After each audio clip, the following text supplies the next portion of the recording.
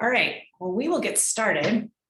Okay, so chapter 8, empathy, handling the fussing and the fits. Definitely a challenging chapter, easier said than done.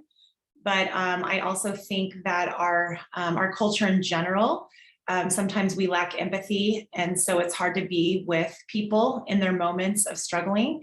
And so I think we can learn a lot from just how we can be more present with our kids and not take it personal, and how we can be with them in the moment.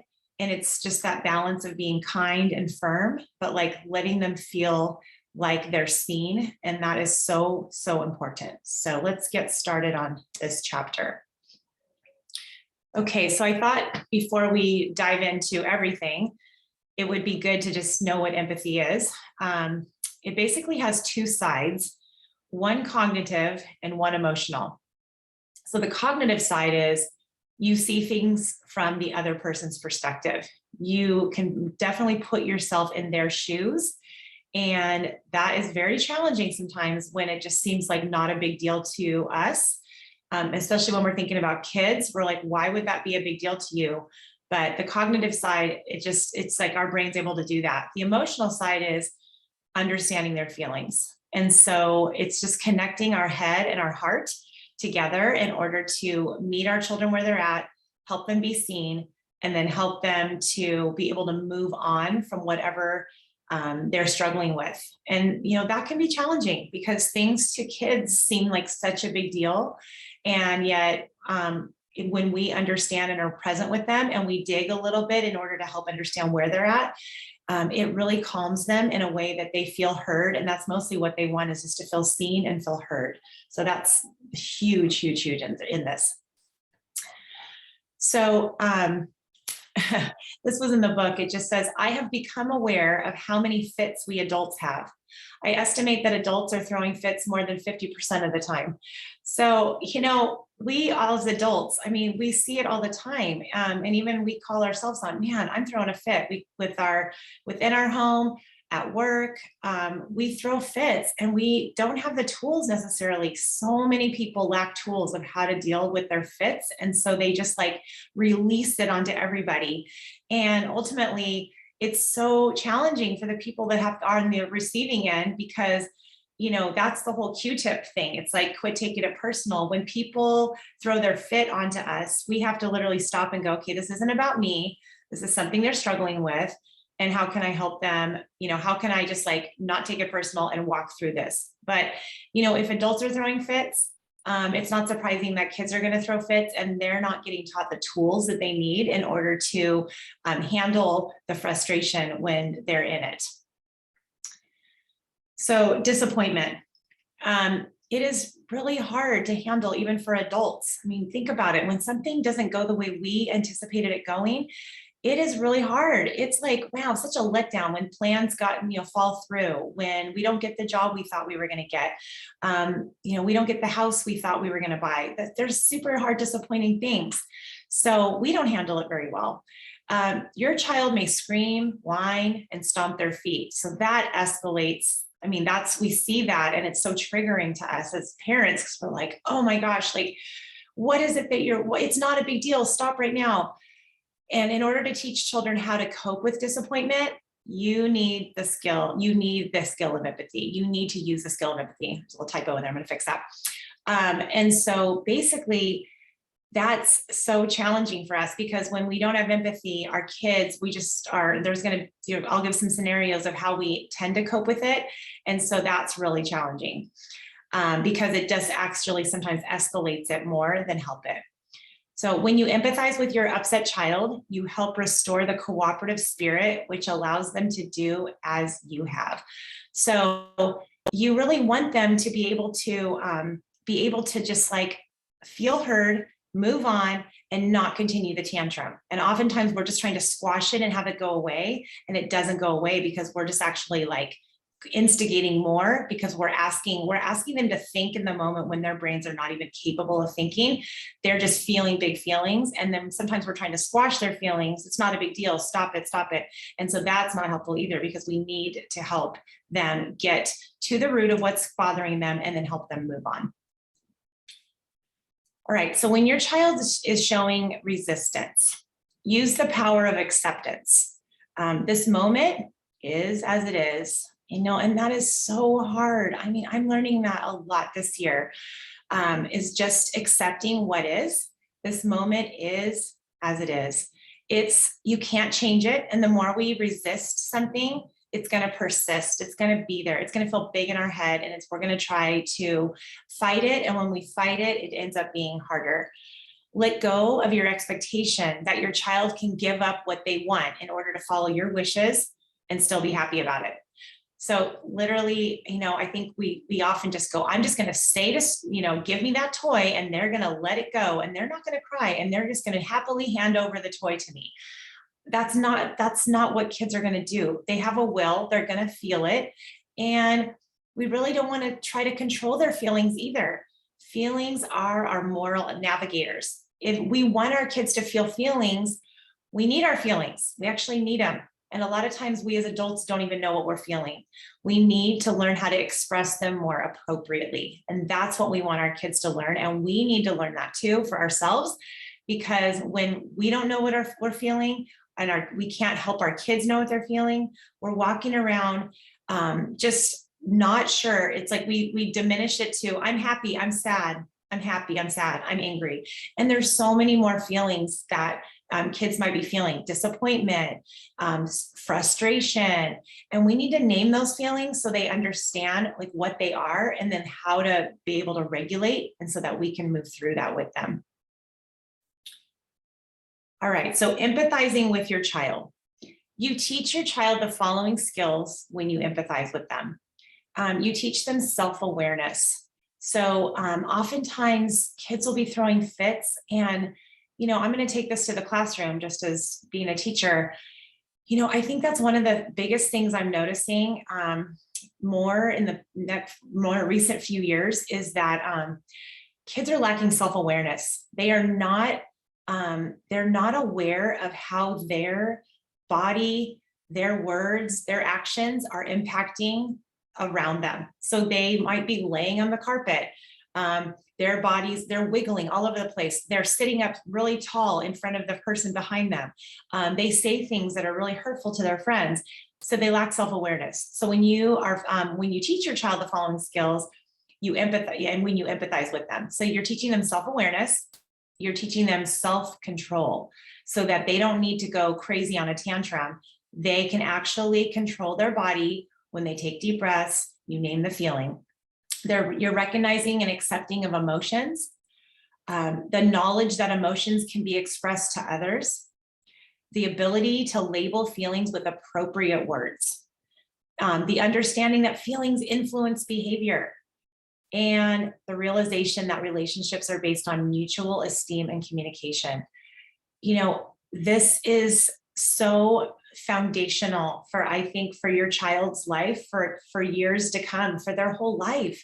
You want them to be able to express their feelings with future friends, future partners, roommates, just all throughout life. We have our kids for, it seems like the days are long, but the years are short. It goes by quick. And we want to be able to, we are gifted the gift to empower our kids, to teach them become these amazing humans that can pass out in life amazing gifts to other people. And we have the opportunity to learn about ourselves more. If we were never taught this ourselves, we can learn about ourselves and we can pass that along to our kids. And that is so, so important, because these skills, look at these 7 things. I'm just like, yes, I would want my child to be able to do all of these things as they grow, be able to advocate for themselves, be able to know their feelings, to be able to feel like they're in control. And they don't need to throw themselves all over the place and feel like they're going to punish people because they're angry. They can actually just express how they're feeling. So that is huge. So how you respond to your child's upset teaches her or him how to respond to the upset of others. So, that's huge as well. Because again, I know I always talk about that this is about us first. We have to be the ones it starts with us. We're the adult first. this is just a philosophy of adult first. We have to check in with ourselves before we pass it along to our kids. So depending on how we respond, they're going to respond that way to other people. And then if they're responding to other people in a way that's lacking self-awareness, not really caring, I'm doing that in the classroom every day. I'm teaching kids that noticing each other's faces. When they notice each other's faces, they're able to kind of see into the soul of their friend of like, oh, wow, my friend's really angry at me, or, oh, wow, my friend's really upset that I must have said something that hurt their feelings. I kind of call attention to their face to show them, wow, look at your friend's face. They must be feeling very upset. Let's talk this through. And doing that helps them to repair the relationship so much more quickly. Okay, so how do you respond to your child's upset? So first, what is your level of upset when going in to deal with the situation? So a calm parent responds much more empathetically than one who is near the edge. So if you're near the edge and you are just like, I have had it, and they're crying again, it's probably not a good time to go into the situation. It's probably a good time to take a deep breath and to, just tell your child, like, I'm here with you, you're safe, and maybe say nothing for a minute until you can get yourself back into calm. Because if you're not calm, they're going to know. What is the degree to which you perceive your child's misbehavior as disrespectful? So here's the thing. I think oftentimes our kids might say things and we cannot take their words at face value. I know kids, when they're upset and they're feeling like in the emotional zone, when they're working out of the emotional part of their brain, they will say things, and it comes out, and adults do it too. We say things that are super hurtful. We do it online to each other and try to be anonymous, right? We should just hurt people. We come off with comments. And so if you're perceiving your child's misbehavior as disrespectful, I don't think children, I'm going to be real honest, kids are not really trying to be disrespectful.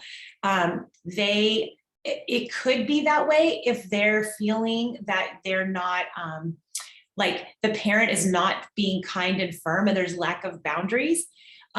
They might feel that they can say whatever they want to say, but they're actually just crying out for boundaries and love and connection. That's what they're looking for.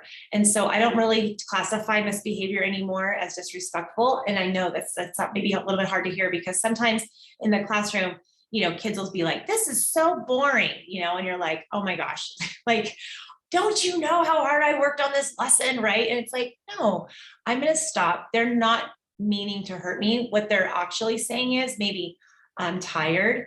My brain is not really interested in this right now.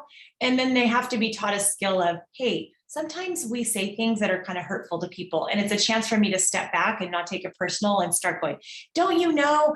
That's me. That's my ego getting involved. I need to step back and go, what is it that they need right now? What are they looking for? Because kids will say things that will try to get us going. And then if we enter into the boxing ring with them, it works, and they want that, because they'll do anything to get connection, whether it's through good quality connection or even attention that's negative. So your ability to offer empathy will plummet if you are viewing your child's misbehavior as disrespectful, and you're unable, because they're going to hear it in your tone. And we'll get to that in a little bit. Okay, let's see. Okay, ways we may respond to situations. So this was also obviously from the book, just kind of some ways that we might respond. Sometimes we ignore the feelings. You do not give in, but you also don't acknowledge your child's feelings. So they gave an example of just like a dad just saying like, okay, we're leaving in 10 minutes. And then like after the 10 minutes is up, okay, let's go. And the child's like, no, I'm not leaving. And they just kind of just don't talk them through it. They're just like, let's go. And they just kind of drag the kid out to the car. And they're not like acknowledging like, wow, you must feel really frustrated. That must have like, you really were having a good time. I know that's hard, but we do need to go. So it's just like, that's the opposite of like, when you ignore, it's just not letting your child feel the feelings. And then we just have the opportunity to teach into that moment. Number two, sometimes we let our child cope alone. We might say like, why are you so sad? We're asking them to think instead of feel. And that's a huge difference, because when they are really sad, they're actually in a really place where they are not in a place, their brain is not online, their prefrontal cortex is not online. And so when you ask them a question like, why are you sad? You're wanting them to think about their feelings. And we actually need to empathize with their feelings. And then we're able to teach a skill through that, connect with them, and then move on. Number 3, you punish feelings. Sometimes we do that. Your child expressing emotion is a sign of disrespect. Don't you ever get angry at me. Don't you ever say that. That is so rude. Don't you look at me that way. And then, they're feeling, and I know there's lots of scenarios and I can always answer those for you because it just feels like sometimes parents are like, oh, I'm not sure that, I don't want my child to be telling me those things. But you know what? Sometimes we want to give children the opportunity to say it's okay to feel a feeling. We just need to know how to handle it and how to express it in an appropriate way, like I said in a couple slides ago. Number 4, you offer empathy and help with emotions. So acknowledge and empathize. I acknowledge you're sad. I'm empathizing. That can be super hard to have to clean up your toys when it's time to go to bed. I understand that. But hold the boundary, stay connected. But it is time to go to bed. Would you like to walk to bed or would you like me to give you a piggyback ride? Let's do this. Stay connected. Don't disconnect from them just because you're feeling like you have to hold a boundary. Stay connected, stay in. And if it's hard and you're not ready, take those deep breaths, step back and just hold, but still hold the boundary. That is the key to this, because I think sometimes we think I'm going to be and I'm going to be having so much empathy that my child's going to run over me with their words. No, it's okay to hold the line. Hold the boundary there and empathize too, because that's super important for kids to know that they're loved, but you're not giving in. They're not going to have their way. Okay, so we must learn to feel our feelings and to express them in acceptable ways. I think sometimes, Brene Brown recently wrote a book called Atlas of the Heart. It's an amazing book. She talks a lot about how she polled I don't even know, thousands of people. And they were asking them what are your biggest feelings you feel? And people just really dwindled it down to happy, sad, angry. And she broke this book up into I forget, something 87 feelings or something, and talking in depth about them. And I think sometimes we don't even know what we're feeling deeply because we just don't sit with our feelings. We kind of just think about our feelings, we're not feeling our feelings. And so we need to help our kids be emotionally intelligent. We need to help them feel their feelings and to express them in acceptable ways. That is so key, because I think oftentimes they watch us, pick up the phone and we're talking to other people about somebody. We're so angry. We're, getting on social media. We're posting things. We're, talking in front of them to our partner about somebody. And that's okay. It just means that we just need to be able to express. We need to model, what do we want our kids to pick up from our behaviors? Because that's super important for them to see what that looks like. All right, so of all the languages in the world, these are the feeling buddies that I use in the classroom. The most difficult language in which to communicate is the language of feelings. It's so hard to say what we feel because it's vulnerable. Oftentimes we don't want to be vulnerable. It's super hard to do that, because when you're vulnerable, it's kind of it creates this bond and this intimacy that's man, is this safe? Am I safe to share my feelings? And so, in the classroom, I tell the kids, yes, it is okay to feel your feelings. So these little feeling buddies are in the classroom back by my safe place, and they're sitting and they all have a labeled feeling. And so often the kids will come back, they go back to the safe place that they're feeling a lot of feelings, and they pull out that feeling buddy and they hold it close and they talk and they say the feeling that it is. They'll say hello, disappointed. They hug the doll. They're hello, disappointed. I'm feeling disappointed because, and they might share why they're just telling the little buddy why they're feeling disappointed.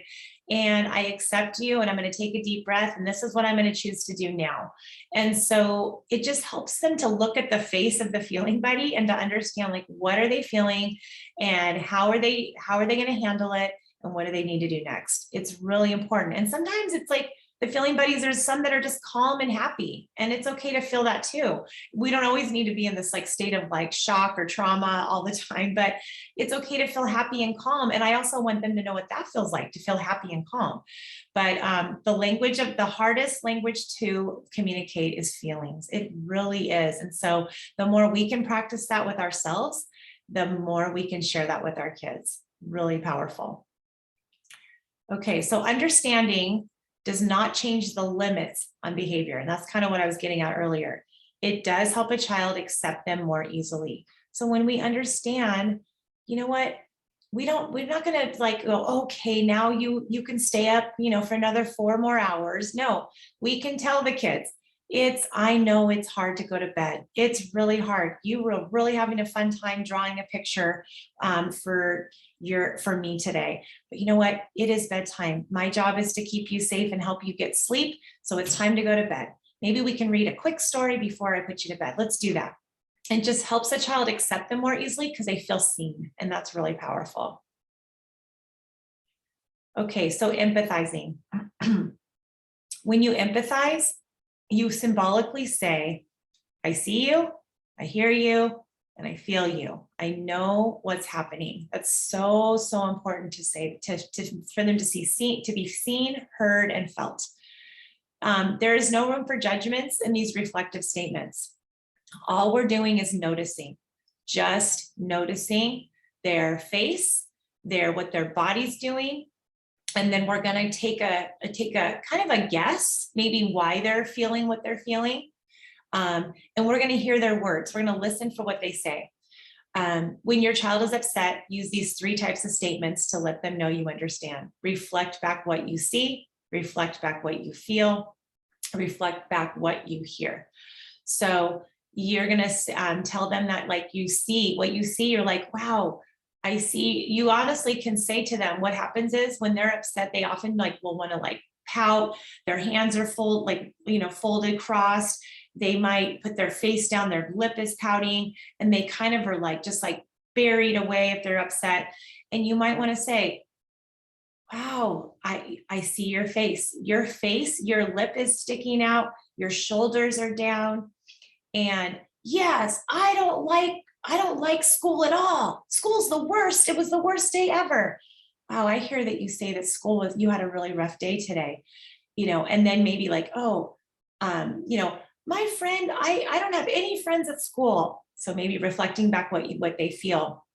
Wow, you're feeling really disappointed that your friend didn't want to talk to you. Is that right? And so you're kind of just reflecting. You're not judging. You're not kind of coming to conclusions. You're kind of opening it up for them to talk, and you're helping to build that connection back with them when they're completely upset. Because right now they're really operating in the survival state of their brain or the emotional part of their brain. They're not thinking clearly. So we need to acknowledge so that they'll calm and then go back into able to be calm and share exactly what they're feeling. So reflection. When you reflect what you see, your words are very concrete for them. So literally what you see is you're describing what you see their body doing. Your shoulders are slumped down like this. And it actually helps them look at you, because when you don't say oh, look at me, you're not telling them to look at you. You just say your shoulders are slumped down like this, and you do it. And it actually makes them look at you. And if they do look at you and they're really upset, you actually just want to take a moment to pause. If they're not looking at you, maybe they're rolled up in a ball crying. If you reflect what you see, your eyes, your eyebrows are down like this. It actually makes them look at you, and then take a deep breath. Just don't tell them to breathe with you. Just say, just breathe. And the mirror neurons in their brain might take a deep breath with you. Possibly. You don't tell them to breathe, because if sometimes when we tell kids to breathe, it's a trigger and they might go, stop telling me to breathe. I don't need a breath. So, right. But sometimes if we just take a deep breath on our own, because it just shows that we're calming down, their mirror neurons in their brain may just calm down also and take that deep breath with you. And that is never a bad thing if they take a deep breath, because then they're going to be relaxing. When you reflect back what you've heard, you must listen carefully and understand the child's meaning.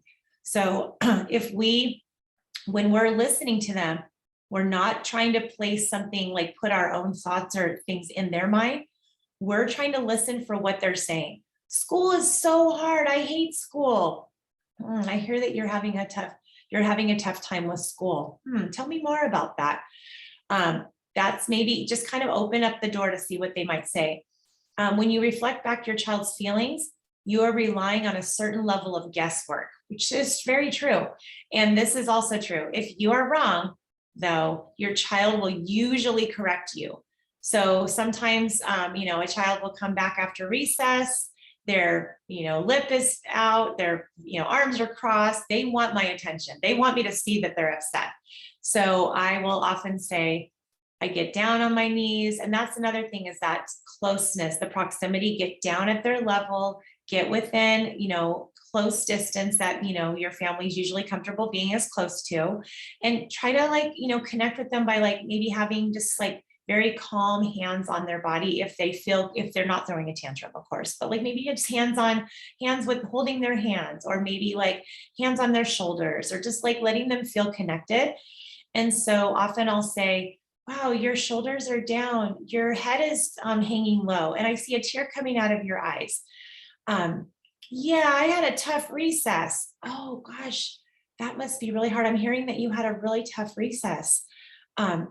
Yeah, my friend told me that I wasn't their friend anymore and I wasn't coming to their birthday party. Okay, that's usual. That's usually happening.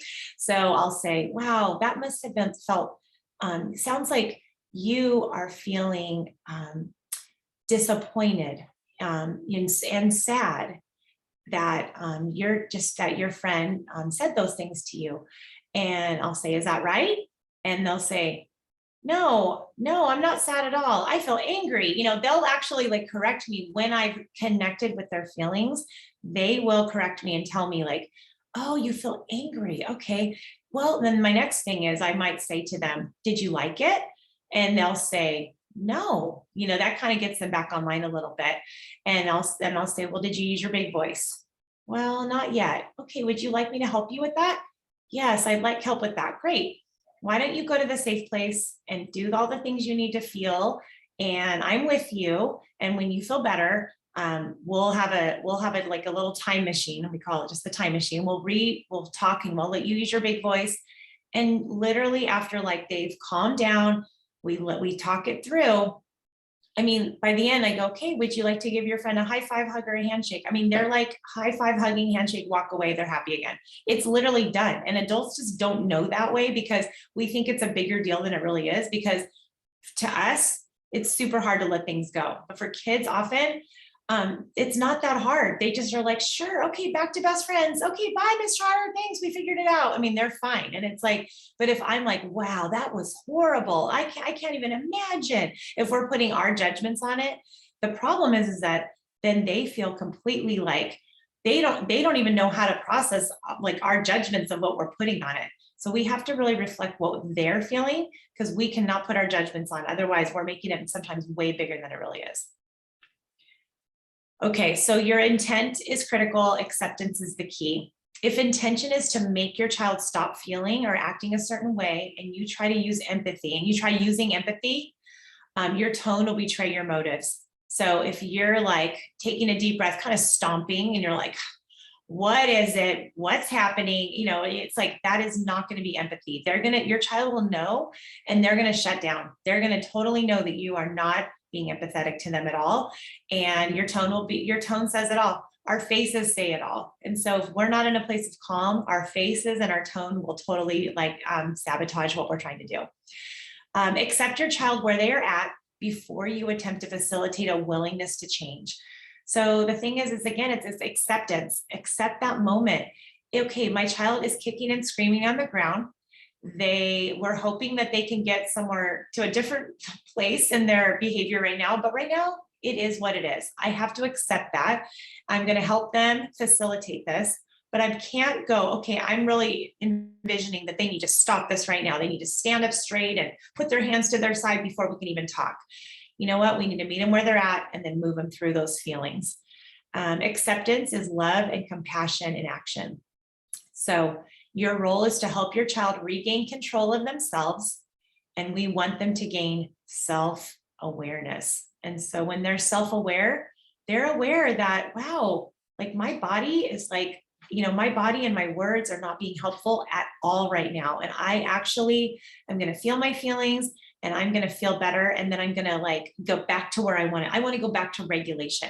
A lot of times just kids are just not self-regulated. We don't know, and we need to help them because remember, we're the ones with the prefrontal cortexes that are developed. And so if we're not developed in our prefrontal cortexes, we cannot help our kids. So we have to be aware with them. Okay, so that was, I kind of mentioned this earlier, but do not rely too much on your child's words. They can be misleading. Listen for the feelings beneath the words.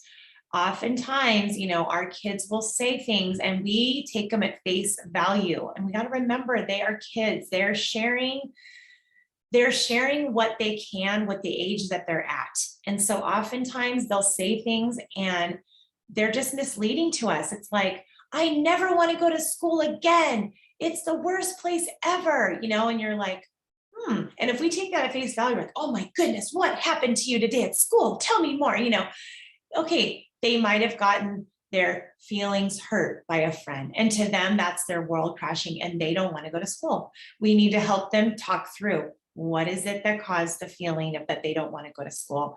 So don't rely too much on those words. Listen for the feelings beneath the words. That's going to help us be able to not make so many judgments. We're able to get to the feelings and not so much the thinking. We need to help our kids with that. All right, so oftentimes, again, this is connecting with the words. Okay, so your children's words might say, hopefully they're not saying this too much because we've set a boundary. But in the beginning stages, sometimes kids might come out with something and you're like, oh my gosh, you're stupid, right? And then parental reflection, you seem frustrated with me, right? Because oftentimes, don't you ever say that again. That is so wrong. You never say that. We're not helping them. Like, why? What's the reason why they're saying that? Maybe they heard that word at school today. Maybe they're so overwhelmed. They have no other words to say. They're going to say that word. And it's like, seems so out of character, or it's just like, we take it personal and we're just like, our egos get involved. We're like, oh my gosh, my kid just called me stupid. They're really not calling you stupid. They're very frustrated. They don't know what else to do. So they're saying something extreme to get your attention. So if you respond out of tons of anger, go to your room right now. That was so rude. That was so disrespectful. You're shutting down the feelings and you're not going to get to the root of why they're saying that. So it's like, take a deep breath, ask them, kind of to get yourself to calm when you're shocked that they say something like that. And then go into the reflecting, see what's happening. And you can also put a boundary down after you've gotten them calm. You know what? I know you were super frustrated, but calling names in this house is not acceptable. But you can say that when you're calm and when they're calm. You do not start with that when they say you're stupid and you're like, don't you ever. That's not going to be the learning, because the learning is not going to happen when they're in the moment, in the heat of the moment. We know that as adults, when we're in the heat of the moment with a partner or spouse, that's never productive. So we need to just take a step back and go back to it later. It's totally okay to put that boundary down. We don't say those words in this house. You just have to get to the end of it. I hate you. You seem angry with me. So it's just kind of not getting into the boxing ring. It's just like naming it. He's a jerk. You seem irritated with your brother. It's just kind of like not judging it and not going just like off the rails because your child says something that's shocking, because you actually just want to just get to their feelings. So I don't know if that's helpful, but I really see it differently now. When a child says something, I really am able to go, there's a reason why they're saying that. And I know that it can seem super triggering for us as adults to say, why would this little person say such a horrible thing? But you know what? They're trying to figure out limits as well. And they're trying to see, like, what are we going to do about it? And if we meet it with aggression and we meet it with the same thing with them, that is only going to cause more just like feelings of like they're not validated to feel their feelings. And it doesn't even help them process what they're feeling because we're not helping them like sort it out. And that's really hard too. Okay. So reflecting feelings. So I just want you to envision like a mirror. And just like a mirror, it's like kind of like you're mirroring back to them what you see and hear. So what you say is, you seem, this is kind of like a little frame you can just say, you seem angry, you seem sad, you seem frustrated. It's like what you kind of just have to name what it is and then be able to kind of just see what they say with that. You seem angry. Yeah, I'm so angry because I broke my pencil and now I don't have any, I don't have a pencil to use. And, you know, sometimes things seem so big, you know, in the moment. Wow, that can be frustrating. Hey, I happen to have a pencil sharpener. We can go sharpen your pencil and then you get back right on track. And, you know, that's kind of just helping them. But that, if you don't know what else to say in the moment, reflecting the feelings, you seem blank, and then just name the feeling. Instead of, why are you so angry? You don't want to say that because they may be like, I'm not angry. I'm feeling completely like frustrated or disappointed or whatever. We want them to be able to say like the feeling. And you can even come up with other feeling names for them too, that they might not understand. And so they're like, oh, what's that feeling? You could even have a moment to like express the feeling. Okay, so temper tantrums. Uncontrolled outbursts of anger arises from a person's thwarted efforts to control a situation.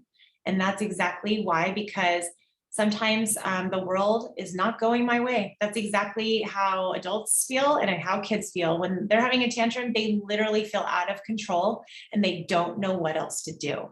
So basically that's what they're saying. I feel terrified, helpless, and powerless. And so when they feel that, they often will just become, you know, they have no bones in their body. They will throw themselves on the ground. They're rolling, they're screaming, they're crying.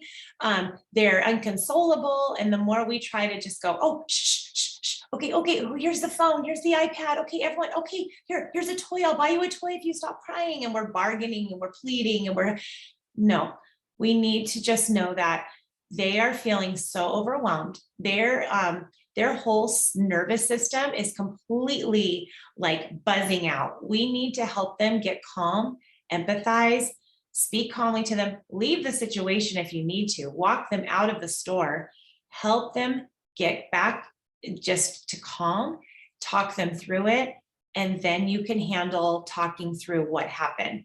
But pleading in the moment, why are you so sad? What, that's not such a big deal. It's kind of this like, it's not helping them feel any better. They're just literally in a place of their prefrontal cortex is offline. You literally need to help them calm so they can get back online. And so we need to help them calm in that way. Okay, so practices that may encourage tantrums. This could encourage it. Inconsistency. When we're not consistent, and this often happens when, you know, our kids beg and plead and we give in. Or sometimes it even happens in the home where the parents are often, you know, doing different things, different philosophies. One parent says yes, one parent says no. It's inconsistent, or then they flip-flop. And so that may encourage tantrums because a child is confused. Expectations that are too high. You know, taking a 1 or 2-year-old into a restaurant and asking him to sit quietly for an hour and a half at a dinner could probably lend itself to a tantrum. I'm just saying, like, sometimes I see parents in the, you know, they're in a restaurant. I'm like, oh, that child's pretty young to be sitting there for this long. Undue strictness, because we want the power, we want control, and we're not willing to have, like, we want control over connection. That will cause a tantrum. Overprotectiveness. Sometimes when we're too much, we're just like helicopter, we're too much, the tantrum, because they're wanting to feel like they're in control a little bit. And then sometimes overindulgence, we're just giving them so much. They're just like, whoa, it's too much. They're overindulged in things. Then they're throwing tantrums. So those are just some things to think about of, like, you know, why a tantrum could occur, and just kind of like seeing what, like, how we run things and just like our practices in the home and out and about.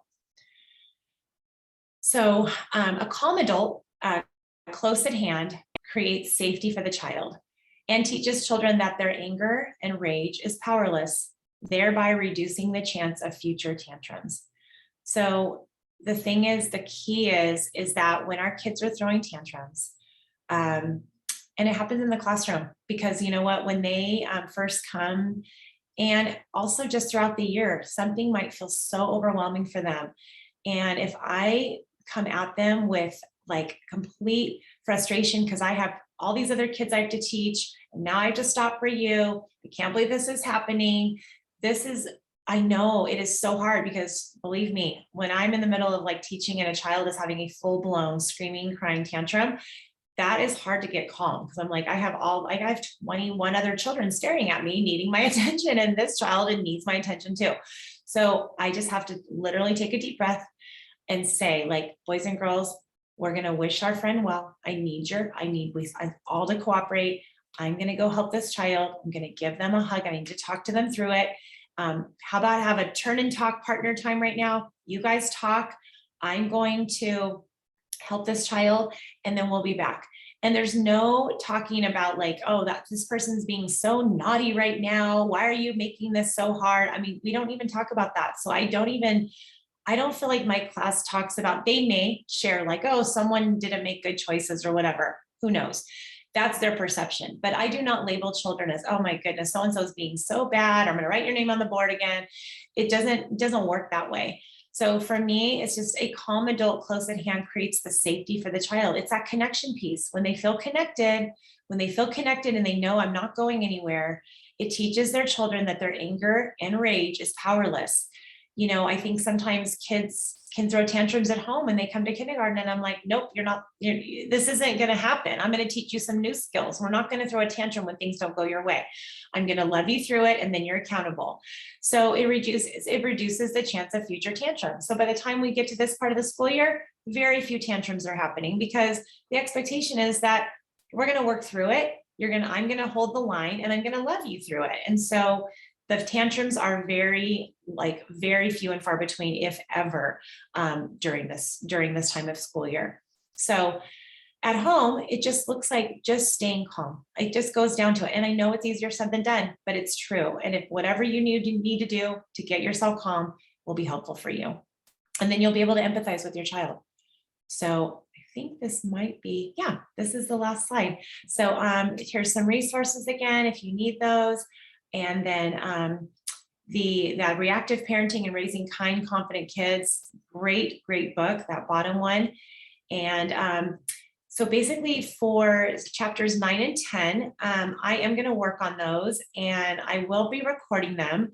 I will send out when I am going to record them. So if you want to get on, I'll let you know. I'll give you advance notice, but I will send them out over the summer. So you'll have all of them.